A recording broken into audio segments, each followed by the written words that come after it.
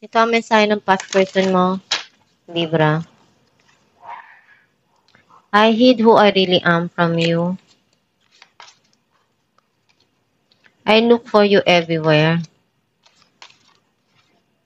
I lost myself for a little while.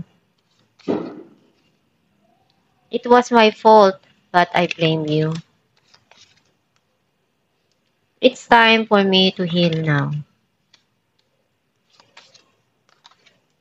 I'm starting to understand our connection.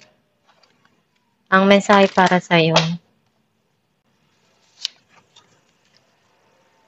When I truly surrender my desires to the universe, a mighty force of faith can set in. Ang mensahe para sa'yo na kung ano yung gusto mo mangyari sa buhay, ipagdasal mo lang yon sa Diyos Ama. At magtiwala ka rin sa kakayahan mo na kaya mong malagpasan yung mga pagsupok na